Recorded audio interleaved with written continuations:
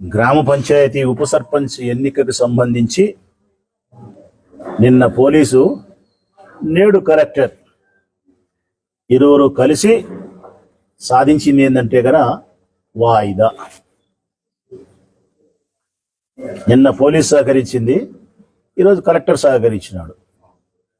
మీరు బాగా గమనించుకోండి రాష్ట్ర ప్రజలారా, ప్రతిపక్ష పార్టీకి అడుగు దూరంలో చట్టబద్ధంగా సంక్రమించాల్సిన పదవి అడుగు దూరంలో ఉన్నప్పుడు అధికారులకు అనుకోకుండా గుండెపోట్లు వస్తాయి.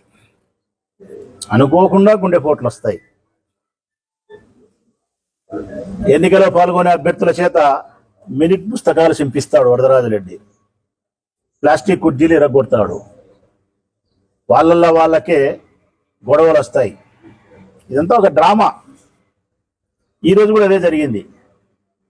నిన్న పోలీసులను అడ్డపెట్టుకొని చెప్పినా కదా, నిన్న కూడా చెప్పినా, భీష్ముని చంపడానికి శిఖండిని అడ్డపెట్టుకున్నట్టు నిన్న పోలీసులను అడ్డపెట్టుకొని నిన్న వాయిదా వేసుకున్నాడు. 14 మంది వార్డు మెంబర్లను ఒక్కరిని మార్చుకోలేకపోయింది తెలుగుదేశం పార్టీ. ఒక్కరిని. సిగ్గుండాల మీకు. ఒక్క వార్డు మెంబర్ను కూడా మీ వైపు మరల్చుకోలేకపోయినారు. నిబద్ధతగా నిజాయితీగా వైఎస్ఆర్ కాంగ్రెస్ పార్టీ పక్షాన వాళ్ళు నిలబడగలిగినారంటే చిన్న కుటుంబాలు, పేదరిక కుటుంబాలకు సంబంధించిన 14 మందిని చూసి వరదరాజరెడ్డి తెలుగుదేశం పార్టీ సిగ్గుపడాల. నిన్న పోలీసులు అడ్డపెట్టుకొని వాయిదా ఇచ్చినారు. మా జీబులు బగలగొట్టిరి, మా మనుషుల మీద రాళ్లతో దాడి చేసిరి, నానా హంగామా చేసిరి, పోలీసులు ప్రేక్షక పాత్ర వహించిరి. చూస్తూ ఉండిపోయినారు.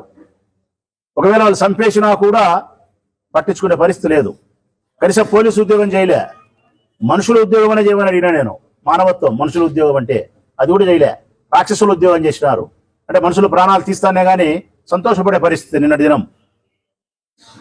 ఈరోజు ప్రపంచానికి కనిపిస్తుంది కాబట్టి పోలీసులు నిజాయితీగా పనిచేసినారు. పోలీసులు ఈరోజు నిజాయితీగా పనిచేస్తారు కాబట్టి ఇంకొక అవతారం ఎత్తారు వరదరాజరెడ్డి. ఆ రెండో అవతారమే కలెక్టర్ చెప్పి లోపలికి వచ్చిన మా 6 మంది వార్డు మెంబర్లు మినిట్స్ పుస్తకం చింపేస్తారు, పేపర్లు చించేస్తారు, కుర్చీలు కింద వేస్తారు, మా వాళ్ళే కొట్లాడుకుంటారు. ఆ సందర్భంలో మీ ఎన్నికల అధికారికి గుండెపోటు వస్తుంది. అప్పుడు అంబులెన్స్ వస్తుంది, హాస్పిటల్కి పోతారు. ఆర్డీఓ అధికారులు వస్తాడు, కలెక్టర్కి ఫోన్ చేస్తాడు, సార్ ఇట్లా జరిగింది, ఏం చేయమంటామని. మరి ఎలక్షన్ ఆఫీసర్ లేడు కాబట్టి వాయిదా వేయాల్సిందే, వాయిదా వేయండి, తదుపరి మళ్ళీ నోటిఫికేషన్ ఇచ్చినప్పుడు ఎన్నికలు జరుపుతామని చెప్పి కలెక్టర్ చెప్తాడు. వాడికి డ్రామా అయిపోయింది. ఇది నేను చేసిన వాళ్ళు. సిగ్గుండాలా ఈ రాష్ట్ర ప్రభుత్వానికి. ఒక చిన్న సర్పంచ్, వైస్ సర్పంచ్ యొక్క పదవి కోసం యావత్ జిల్లా పోలీస్ యంత్రాంగాన్ని, యావత్ సర్వతోన్నత అధికారి అయినటువంటి కలెక్టర్ను ఉపయోగించుకొని, రాష్ట్ర ప్రభుత్వ యంత్రాంగాన్ని అంతా ఉపయోగించుకొని ఒక చిన్న పదవికి వాయిదా వేసుకుంటున్నారు. ప్రతిపక్ష పార్టీకి రాకుండా ఉండాలంటే మీరు అసలు భోజనం చేయగలుగుతున్నారా? భోజనమే చేయగలుగుతున్నారా మీరు?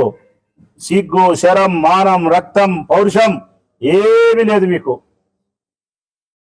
అసలు వరదరాజరెడ్డి 85 సంవత్సరాల వయసు కలిగిన ఈ మనిషి ఈ చిన్న పదవి కోసం ఇంత దుర్మార్గానికి ఒడిగట్టడం, ఇంత నీచానికి ఒడిగట్టడం, ఫేక్ ఐడి కార్డు సృష్టించడం, రాళ్లతో దాడి చేయడం, పోలీసులను ఉపయోగించుకోవడం, ఈరోజు మినిట్స్ పుస్తకం చించేయడం, వాళ్ళ వార్డు మెంబర్లే గొడవ పడడం అసహ్యం అనిపించలేదా మీకు?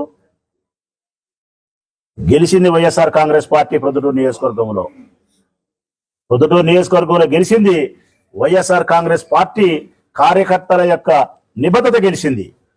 ప్రొద్దుటూరు నియోజకవర్గంలోని వైఎస్ఆర్ కాంగ్రెస్ పార్టీకి సంబంధించిన గోపవరం గ్రామ పంచాయతీకి సంబంధించిన ఈ 14 మంది వార్డు మెంబర్ల యొక్క నిజాయితీ, నిబద్ధత గెలిచింది. ఓడింది ఎవరో తెలుసునా? ప్రజాస్వామ్యం. ఈ ప్రొద్దుటూరు నియోజకవర్గంలో ప్రజాస్వామ్యాన్ని అపహాస్యం చేసిన తెలుగుదేశం పార్టీ ఓడింది. ఈ ప్రజాస్వామ్యాన్ని అపహాస్యం చేసేదానికి వరదరాజరెడ్డి గారికి ఉపయోగపడినటువంటి పోలీస్ శాఖ ఓడింది, రెవెన్యూ డిపార్ట్మెంట్ ఓడింది. ఒక్క మాటలో చెప్పాలంటే రాష్ట్ర ప్రభుత్వ యంత్రాంగమే ఓడిపోయింది. మాకెక్కడా బాధ లేదు. వైఎస్ఆర్ కాంగ్రెస్ పార్టీ స్ఫూర్తిదాయకమైన పోరాటాన్ని ఇచ్చింది. నిబద్ధత కూడిన, నిజాయితీతో కూడినటువంటి నైతిక విలువలను ప్రదర్శించగలిగింది. ఇంతమంది నాయకులు, కార్యకర్తలు పోలీసుల దగ్గరికి కానీ వాళ్ళు రాళ్ల దాడులు చేస్తుంటే కానీ రొమ్ము ఎదురొడ్డి నిలబడగలిగినారు. వందల మంది వేల మంది కార్యకర్తలు స్వయంగా బయటికి రాగలిగినారు. 14 మంది వార్డు మెంబర్లు నిక్కచ్చిగా వైఎస్ఆర్ కాంగ్రెస్ పార్టీ జెండా మోయగలిగినారు. మేము స్ఫూర్తిదాయకంగా తీసుకుంటున్నాం. గోపవరం గ్రామ పంచాయతీకి సంబంధించిన ఈ 14 మంది వార్డు మెంబర్ల యొక్క నీతి, నిజాయితీని, నిబద్ధతను నిజంగా నేను మనస్ఫూర్తిగా అభినందిస్తానా. కడప జిల్లా వ్యాప్తంగా మేమందరం స్ఫూర్తిదాయకంగా తీసుకుంటున్నాం. ఎంతో మంది పెద్ద పెద్ద ఉన్నత పదవులు అనుభవించినటువంటి రాజ్యసభ సభ్యులు, ఎంపీలు, మంత్రి పదవులు అనుభవించిన వాళ్ళే పార్టీలు మారుతూ ఉండే ఈ సందర్భంలో 14 మంది వార్డు మెంబర్లలో ఒక్క వార్డు మెంబర్ యొక్క చిటికెన వేలులో ఉండే దుమ్ము కూడా లాక్కోలేకపోయింది తెలుగుదేశం పార్టీ. ఆశ్చర్యం కాదా? గొప్పతనం కాదా? ఆ మారిన పెద్ద పెద్ద మంత్రులు ఎవరైనా వారు సిగ్గుపడాలా మా వాళ్ళను చూసి. నేను మనస్ఫూర్తిగా ఈ 14 మంది వార్డు మెంబర్లను హృదయపూర్వకంగా వైఎస్ఆర్ కాంగ్రెస్ పార్టీ జిల్లా వ్యాప్తంగా ఉండబడిన మా నాయకులందరం కూడా వారిని అభినందించగలుగుతున్నాం, స్ఫూర్తిదాయకంగా తీసుకోగలుగుతున్నాం. నైతికంగా విజయాన్ని మేము సాధించగలిగినాం. మాకు వచ్చిన నష్టం ఏమీ లేదు. ఈ సంఘటన వలన తెలుగుదేశం పార్టీ హీనమైనటువంటి చర్య, వరదరాజిరెడ్డి గారి యొక్క హీనమైన మనస్తత్వాన్ని ప్రపంచం తెలుసుకోగలిగితే అదే చాలు. రాజకీయాలలో మనం అందరం కూడా చూస్తూ ఉంటాం. రాజకీయాలు చేయొచ్చు, చేసే పద్ధతులు చాలా ఉన్నాయి.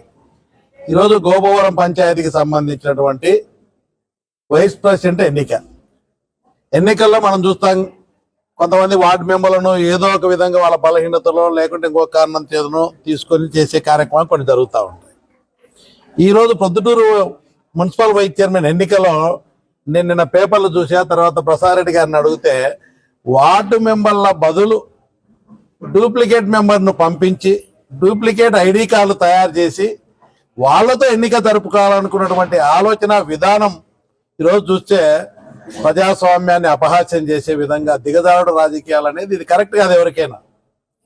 అదేవిధంగా మనం ఈరోజు చూసాం, ప్రసాదరెడ్డి గారు కానీ జిల్లా అధ్యక్షుడు గారు చాలా స్పష్టంగా చెప్పినారు. ఒక చిన్న ఎన్నిక, వార్డు మెంబర్లు, వైస్ ప్రెసిడెంట్, ఒక గ్రామ